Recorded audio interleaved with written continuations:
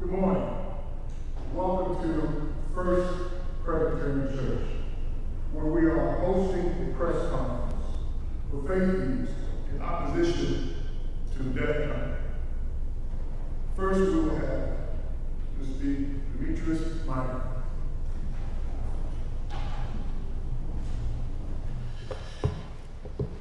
Good morning, and thank you for the opportunity to speak today.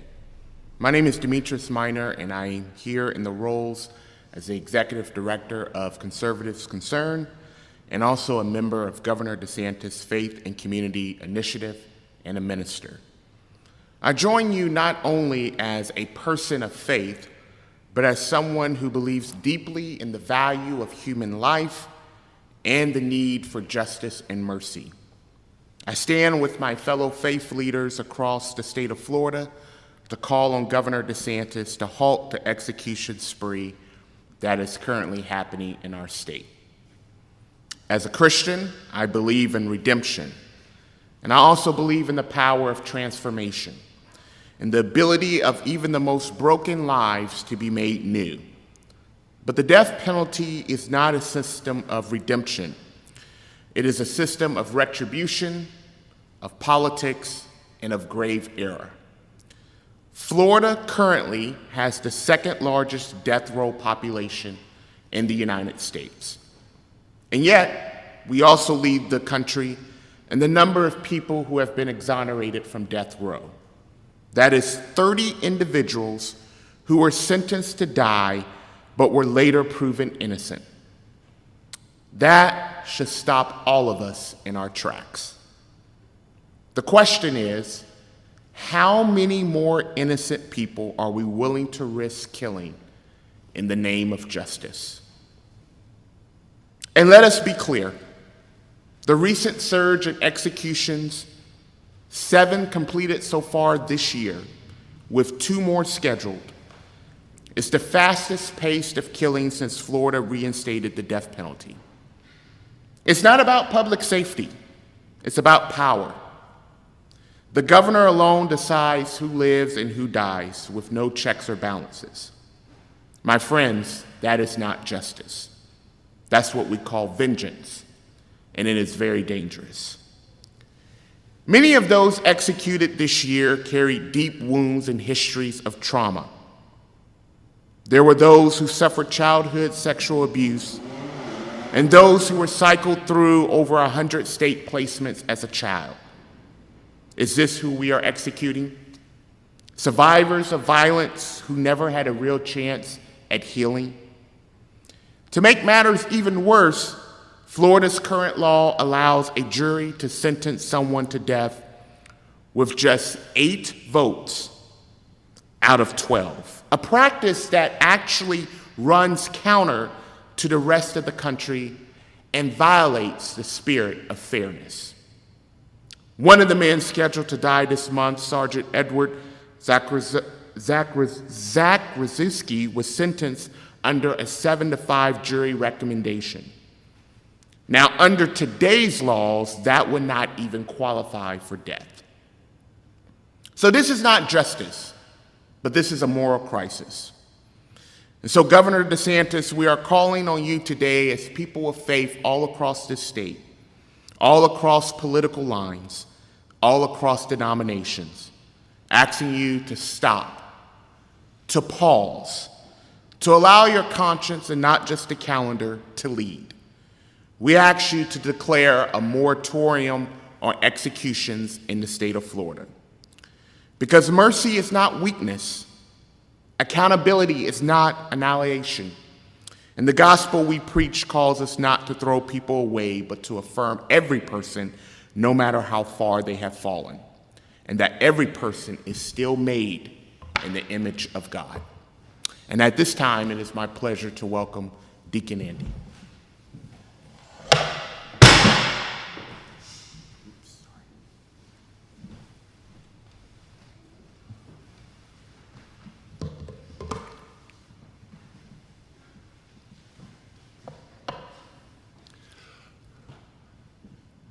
I am Deacon Andy Gomer from the Co-Cathedral of St. Thomas More in Tallahassee, Florida.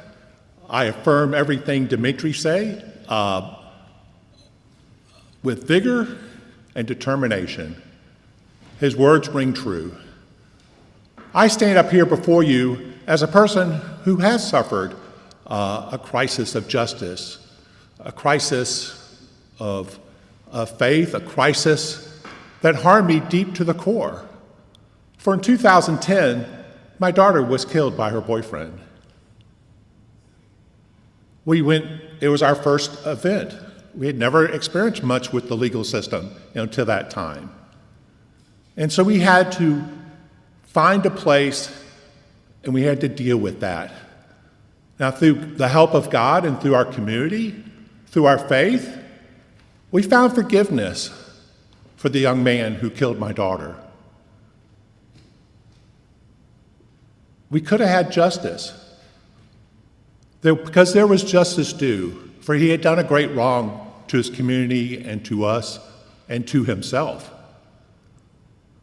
But just as God has justice over our actions, he also provides mercy. And it's mercy that helped us through healing so that we can live our lives on a daily basis. For we had to be parents of our other children. We had to be people in our community. We couldn't operate with hatred and vengeance in our hearts. The current process in Florida with the death penalty is it takes an average of 23 years for the execution to be carried out. Now, I'm not saying that you should speed up these executions. I'm saying that you should be rid of them so people can settle their lives. A verdict can be reached. They can be safely away in the correctional system where they can spend their life with a chance for restoration, with a chance to change their lives.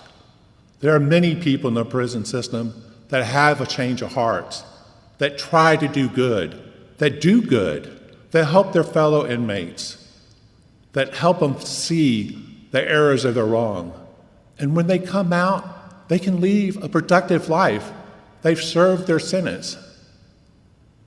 And if not, they continue to help their fellow friends and people in the system. They need to be given an opportunity for restoration. For aren't we all deserving? We all have justice weighed against us. But it is God that is merciful, and thank God that he is, for that is what we need.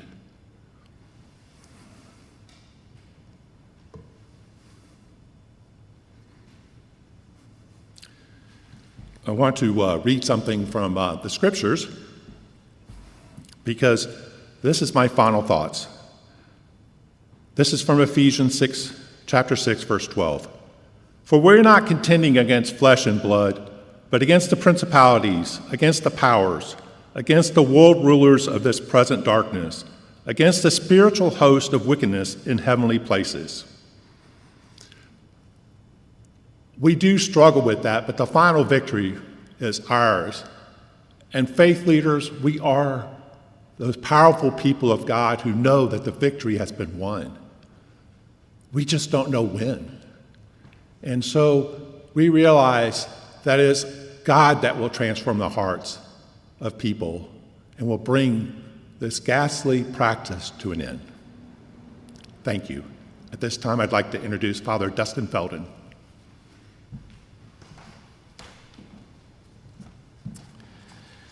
Thank you, Deacon Andy. My name is Father Dustin Fedin. I'm a Catholic priest here in the Diocese of Pensacola, Tallahassee, and a priest at Blessed Sacrament here in Tallahassee. I also have spent a number of years visiting men in Florida's prisons, especially on death row. And it is because of my faith, though, I'm here this morning as a citizen of Florida, as a concerned citizen of the dramatic increase in the signing of death warrants and executions that are currently happening in our state. And this at a time in which there is a greater and greater unity among Catholics, Catholic lay people, Catholic deacons, Catholic priests, and then all the way up to our bishops, the bishops here in the state of Florida, and our Holy Father, Pope Leo XIV, that are calling again and again and appealing to the conscience of our state leaders, especially those who share our faith, to put a pause on the signing of these death warrants. And perhaps this is a call of conscience at this hour, a call to our Governor DeSantis, to our state leaders, to pause and to simply reflect as people of faith, because you have that power, that possibility to reflect and to wonder what it might mean that all the leaders in my faith tradition, all in unison, are calling out the grave evil when it comes to executing another person. Though they are responsible and perhaps have committed grave crimes of evil and heinous acts, though our faith tradition holds that they remain a child of God with the possibility of redemption. And this is at the very core of what it means to be a Christian, to believe in mercy, to believe in redemption. And so perhaps if we pause and wonder, are we in a zone of temptation at this moment as Catholic leaders in our state? Are we in a particular zone of temptation if we continue to ignore all the leaders in our tradition, in our church, from Pope Leo XIV to all the bishops in the state of Florida? We know that each creature is made in God's own image. And we know that it is only God who can be the ultimate judge. And we know that God has ultimately, in calling his Son, in giving his Son to this world, has created the possibility of full redemption, of full pardon for all of us, but especially those perhaps who have fallen the lowest. And so at this hour, we as Catholics believe very much in support of law and order. We believe very much in justice. We believe very much in the necessity for punishment, that one must take responsibility for the actions that they have committed. But we never deny the possibility of redemption. We do not believe that killing people ultimately is the answer to these grave crimes. So to our Governor DeSantis, and to our state leaders, especially those leaders who share our faith in mercy, we would ask that you would pause these signing of death warrants to reflect more on your own conscience and more perhaps from within your own faith tradition. And we ask that ultimately that mercy prevail in our state. Thank you.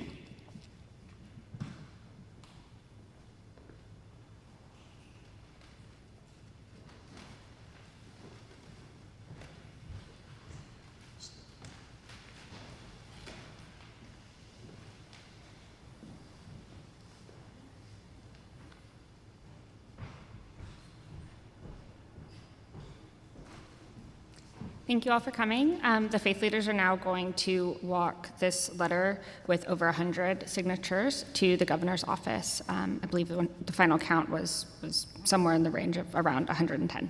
So thank you. Do you think we could shoot a shot first before? Of the letter? Yeah.